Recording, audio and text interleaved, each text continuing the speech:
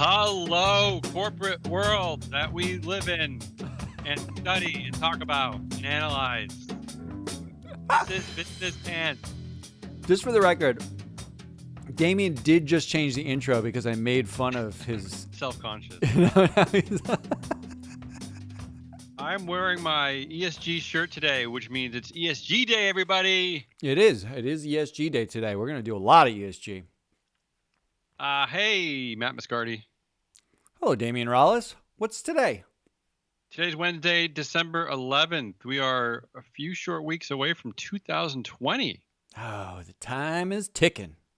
This is Free Float Media. This is our daily attempt at the news. Let's talk about some stuff, Matt. Okay, let's go right in it. I like this. No fooling Yeah. around. No fooling. No fooling around. Too tired for that today. Wow, we have a really small agenda, everybody. We are going deep inside the pants, and we are talking about our industry, which is what? ESG? I don't know. This is part of what we're talking about today, but really we're going to take a little extra close look at executive pay, diversity, disclosure, that kind of fun stuff. And then Matt's going to make something. That's it. That's all we got. Nobody ever said that those things were fun. Like, no. Like, at no party is like, hey guys, do we want to talk about diversity and executive pay? Sounds like a good time. Can we explain? Let's get into the segment. Let's just start the show. I want to explain what the segment is. All right. Here, let's do it. Here we go. Can you hear me? Yeah. All right. So this is what we've decided. Every Wednesday, we're going to devote a space to this topic, and I usually spend a lot of time outlining the show, scripting certain things, making sure we have narrative themes and all that. But I think what we're going to try to do is just have a conversation. Okay? You okay with that, Matt? This is already boring. Why? Well, that's part of the problem. Okay.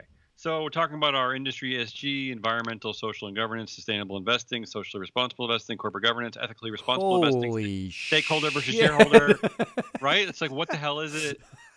All right. And thank God Matt's going to be talking about this later. So yeah, I got an op-ed on this because this is driving me nuts. I mean, one of the things we used to talk about here is we had something called the acronym tour. It was our plight to find a new name for all this nonsense, but we still haven't figured it out. So anyway, for today's show, I collected about 30 articles all on this topic, and we decided that the three most consistent themes were pay, diversity, and disclosure.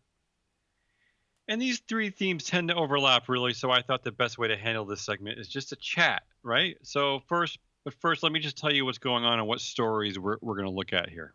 All right, let's do some stories. So these are the headlines, and then we'll go into more depth. Intel shared a very detailed, very unflattering pay disparity report. British executives are the highest paid in Europe. Starbucks claims it does not have a gender and racial pay gap.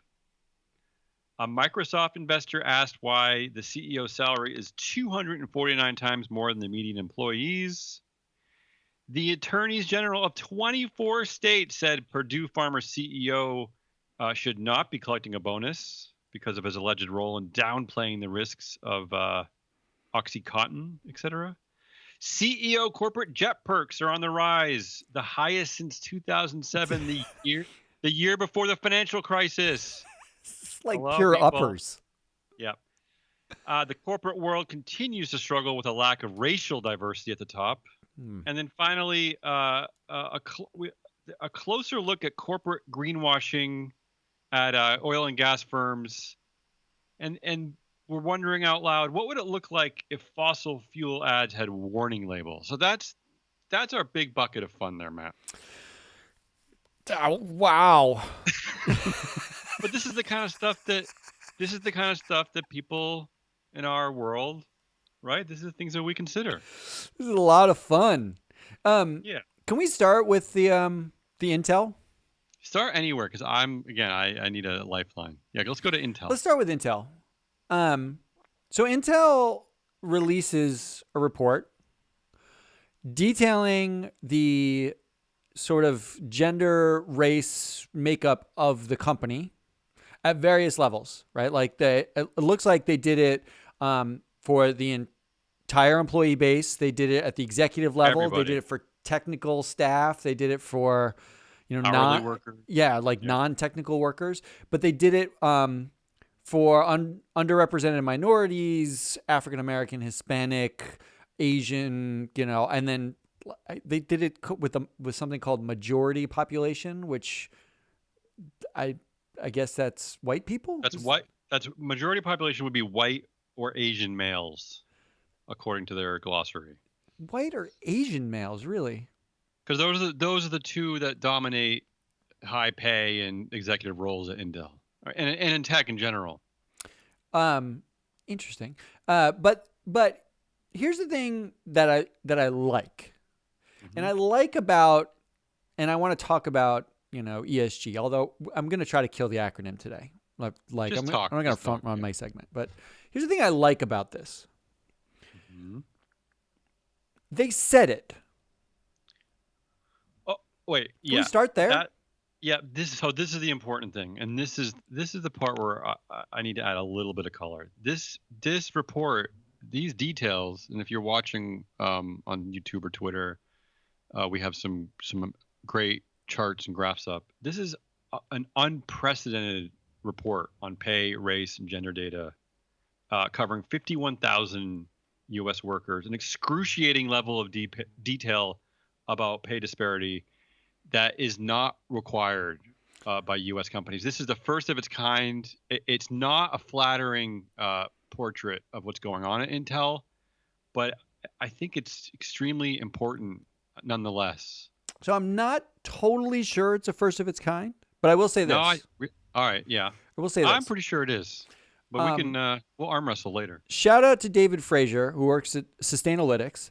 Um, he worked on a report with a little bit with me. It was his report. I just kind of looked over his shoulder and was like, "Oh, cool." Threw your name On on the line. diversity and human capital Hmm. for U.S. companies, and he went out and he actually hand collected data on companies and their diversity, whatever they would say, whatever they said.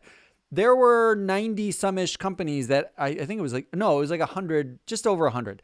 100 or so companies in the US that reported some level of diversity statistics about their workforce.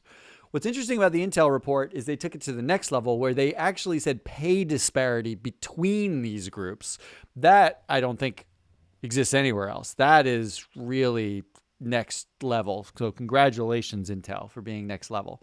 Um, but ultimately, we'd be remiss if we talk about this without talking Yeah. about why anyone should care about it. Okay. Is it not obvious? But yeah, Well, go ahead. Why should they care? okay, so there's an obvious like social reason that people should care Sure. because humans, right? Yeah, That's a reason. that's a reason. But there's a reason if you're a company or an investor, you might want to care about this. And I have a snapshot of a chart from the report that David Frazier worked on Okay. or created that showed what he did was he went around and he didn't just say what's the racial gender makeup of companies that tell us this. What he said was, what would you expect the makeup of companies to be given the talent where they exist, right? If you are a company, Yes. if you're a company with one shop in Atlanta and you're a company with one shop in Canton, Ohio, Hmm. you would expect the racial gender makeup to be different. And if you were making microchips in Atlanta and microchips in Canton, you'd expect it to be even more different because Okay. you need a certain level of expertise to maybe do those things. Right. So David did this thing where he went through and he said, okay, not just how many people are white and get angry at that, or be glad. I don't know. Maybe that's you. Right. Yeah. But he said, how many people are white, Hispanic, Asian, black, and how many would you expect to be white, Hispanic, Asian, or black? What he found was no surprise that minorities, in particular blacks, Yeah. are underrepresented in all levels of management and at most companies. Yeah, and this chart demonstrates why I think Asians are part of that majority population, right? It does, because Asians are actually overrepresented relative to what you'd expect. It's why they get Yeah, considered part of the majority. to a considerable degree. To a considerable degree. This chart is IT sector. So this I grabbed this chart because it was from for those of you listening to the podcast, you can't see a chart, but it's basically a chart. It's a bar chart. It's just imagine, just close your eyes, think of a bar chart. But you can go to freefloatmedia.com right now and find this chart. Can you really? I think. Well, can't you go to? Don't we have the slides? Oh, we'll put this up in the slides later. Fine. Yeah, so you'll see it. You'll see it later. Yeah. And it was an MSCI report because David and I worked at MSCI together before David went to Sustainalytics. And here's the thing that's interesting about the Intel report. Intel adds on top of this a level with pay, where now you can start to ask and answer, given the education of the populations in the places that Intel works, what would you expect their workforce to look like? And how much would you expect them to be paid? And as an investor, if you are not hiring based on the available talent pool that you have, if you are underrepresenting a particular group of people, whether it's black, Hispanic, women, I don't care if it's whites, I don't care, dogs, I don't care. If you're not hiring the talent that's available to you, that you can use, you are missing out on a productivity asset, a productive asset. People. Yeah. Because you are driving up the cost of one particular group, in this case, white dudes. You're driving up the cost. Asian dudes as well. Asian dudes too. But white dudes got paid more. So that's, And this is actually the same argument we made with Gaia Mazzucchelli, who now works for Allianz, but used to work at MSCI as well. We did a paper on women in finance and found that, you know what? Guess what? Women do great when they're asked to be secretaries. They do shitty in these finance companies when they have to be managers because they never get the job and they're underpaid. All of these things suggest that if you're an investor, you don't care about ESG just because there's a social problem you're solving. Maybe you do. Maybe you don't. You don't care just because you have a moral obligation to care. This is something that you could care about because why the hell aren't you hiring the best available talent? Yeah, that's the real disturbing part of it. That's the uncomfortable head scratcher, right? I mean, it makes no sense. It actually doesn't make sense as a company, and maybe you would even do this. Maybe this is like a boomer versus millennial thing. I mean, I think you're right. Into a meme. I think the boomer is probably saying it makes no sense, but I think the younger people might be more of what the hell is your problem? They might be more on the social part of it, right? Like this smells. Stop smelling. I think this is why it's so important to me is that I don't know if you take the stakeholder versus shareholder thing, right? I don't know that you can hide much longer. I think this is why companies like Intel and Starbucks are releasing this data. I just don't. And what did we talk about yesterday that released? Who we talked? We had a disclosure story yesterday. Now I'm already forgetting. Anyway, I just don't think that you can hide anymore. I think that's the point. You do have to applaud, and I don't mean to applaud Intel, but you do have to applaud sort of an adherence to the idea that saying it, capturing the data and putting it out there, can be super valuable if for no other reason. Like Intel is going to get castigated for this report. Yeah, but I don't know if they should. I don't know. I don't know. I mean, Because they should in some ways, like for the contents of the report, they should be but held yeah, accountable. but this we knew already, right? I mean, this is not a surprise. But they should be held up as, hey, good for you for saying it, because it's something we all kind of knew, but Yeah. no one really talks about. And to me, the essence of ESG, if you're going to distill it down, this stupid acronym bucket into a thing, it Hmm. is like, or at least the data that ESG uses, it is the undressing of companies. 3,000 years of undressing Look, companies. look. I came in this industry. I came up as a corporate governance analyst. That's really where I'm at. So the whole point of the whole story there is disclosure, right? It's sunlight makes the best disinfectant. That's sort of the Judge Louis Brandeis quote that we all started with. It's just, yeah, it's the important thing is to get these public companies, right, to disclose what the hell they're doing, so investors know what's going on, right? And that it's that simple. I wonder what happened behind the scenes to get this out. I wonder if this was a Well, push from somebody.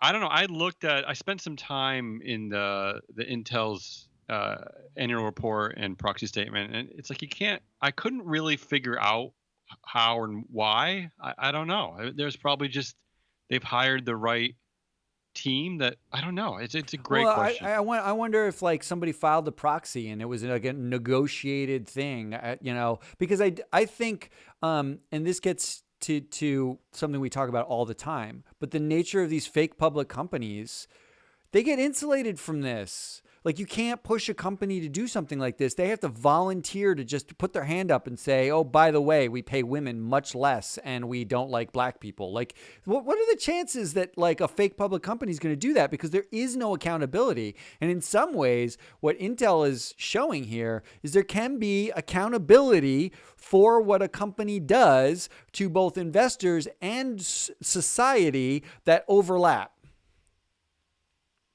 Yeah, That's it. That's all you that's why. got. Yeah. No, I mean I'm with you. This is why I think that I am applauding Intel as hard as it is, despite what they're actually up to. I'm applauding the efforts. It's just sort of to me, it's like it could be an important line in the sand. Now all you have to do is figure out what CEOs actually get paid. I'm looking at I will say that I'm looking at the voting at Intel's last annual meeting, which was a few months back. Ooh, live reporting Shareholders, right now. yeah, shareholders. I don't know. Yeah, I will say the shareholders were definitely very mixed about pay. So it looks like almost 40% of votes went against pay. So this is That's a lot. you might be right. This is an active, angry shareholder base. So maybe there was some negotiations behind the scenes to get this report out. Um, I there was always also a proposal requesting a report on the risks associated with emerging public policies addressing the gender pay gap, and mm, that one too got about 30% said yes, which is high. also a So lot. That's a yeah. lot. So in other words, this might be the byproduct of people working behind the scenes to get Intel to move on this. But again, Intel didn't have. I'm going to just say it again because I don't really have much to say other than that Intel did not have to do this. Okay, Yeah. they really they did not have to do this. I'm like an ESG Fox Mulder. Let's make something. Yeah. All right, keep going, Matt. Keep talking about ESG. Oh my God. Everybody's turning off right now. Everybody's That's like, okay. this It's all right. is the This can end. be the show for only like a few We're nerdy talking to people three at people. ISS. Our buddy Glenn Stuke over at CG Lytics. You can listen to this.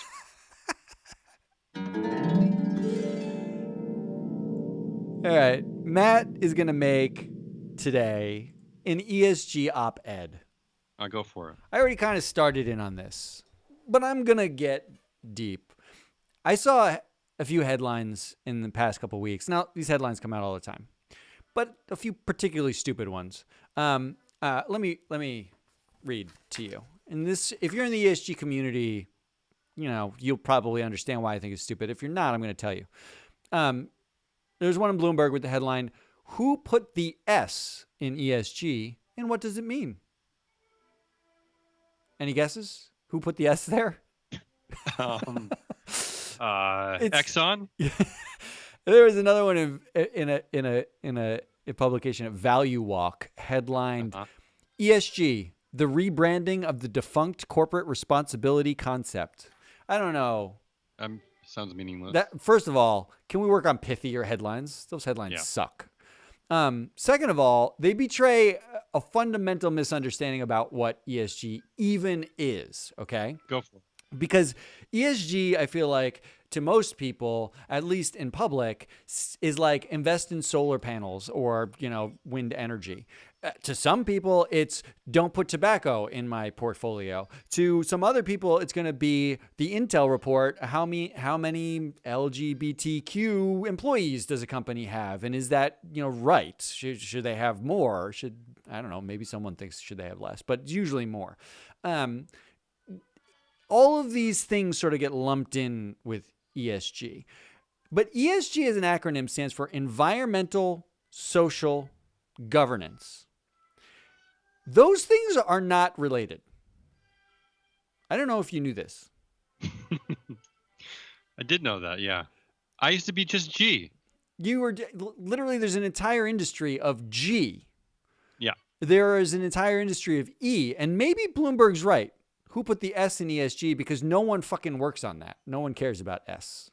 But the fact is, the acronym has become a catch-all for anything that doesn't fit neatly on a financial accounting report and therefore is totally meaningless. Can we please, pretty please, this is my op-ed, this is my plea to the ESG industry, consider killing the acronym so that people understand what we're doing. Because what ESG is two things. There's data, and then there's using the data. The data is just the pursuit of transparency. Is it more complicated than that? Like 3,000 years ago, before, right? So 3,000 years ago, if you were a Talmudic scholar, you were looking at the Talmud for information about, like, they actually said there's certain real estate you can buy and some you can't. There's some business that you can get in, some that you can't. And in order to do that, in order to execute on that, you needed data. You needed to actually know what a company did. ESG data, this acronym, is really just data about what companies do. And that's what it had been for thousands of years. Thousands. Oh, I like the sound effects. Keep going. Until 1997, when, shout out to Bob Massey, who founded GRI. Bob Massey, who ran for governor, I think, of Massachusetts. Very cool guy. Founded GRI, the Global Reporting Initiative. And they basically codified a system by which companies could put out a bunch of data. And then in 2008, the financial crisis happens, and investors said, you know what, we can't, companies say a lot of bullshit. We can't believe everything a company says. We're going to use all sorts of other data. We're going to use data from the World Bank. We're going to use data from academics. We're going to use data from over here and from over there. There's a nonprofit that gives me data. Oh, there's sentiment analysis using news reports. There is data that investors use where they use satellite images of parking lots to figure out how many cars are there on any given time to figure out how much a company could buy. All of that is basically just data to understand what a company's doing and how it can basically blow up, whether or not it's going to blow up. That is it. That's all. To me, ESG data is the pursuit of transparency. That's it. So congratulations, Intel, for winning in the ESG data race. Yeah, they did. They won ESG. But then there's the question of what you do with all that data. And Okay. this is where it gets confusing, and you see things like the rebranding of defunct corporate responsibility, or I always see things like, is Tesla, a good company or a bad company? Because their labor practices are terrible, but they make environmentally friendly cars. Or how can ESG funds own Exxon? This is the Mm-hmm. worst thing in the world. It's about what you're doing with the data. Because what you want with this data set, with more transparency, is to pursue real world survival. You want the survival of something. That something is really one of three things. You want your investment to survive, like that piece of paper that you have that entitles you to cash flow if a company decides to give it to you. You want your soul to survive. If you are a religious investor or you have a set of moral beliefs, you want to stick by your morals, you want to stick with your religion, because a little bit of abortion investment probably won't, stand up at the pearly gates. Or you want some system to survive in perpetuity. Like if you cut down 9 trees and someone else cut down 11, both are bad while you made money. If you planted 12 and cut down 11, then there was some positive to the system and you made money at the same time. You want survival. That's all it is. And you want it using as much data as you can possibly get. So this is where I am. Okay. ESG does not encompass any of those things. This is a conversation we'll probably have to come back to. I wrote 4 I think so. pages of thoughts on this. Yeah. And I this like is 4 pages distilled out of 2 years of writing scripts and papers and trying to kill the acronym at the largest provider of the acronym in the world. Mm-hmm. I think we should rebrand the entire industry acronym providers. It's not ratings providers anymore. It's acronym providers, because all we're trying to do is make sure we survive through some lens. And that does not require an acronym. And if you need help, my final thought, if you are an asset manager and you need help because you have been selling the ESG low carbon, carbon neutral, socially responsible ETF fund, and you need help rebranding it, just give us a call here at Free Float Media. I can come up with names all day. The Long-Term Environmental Survival Fund, or the Resilience Fund, or Companies That Won't Go to Shit Fund. I've got names coming out my ass. So give us a call here at Free Float Media and help us kill the acronym.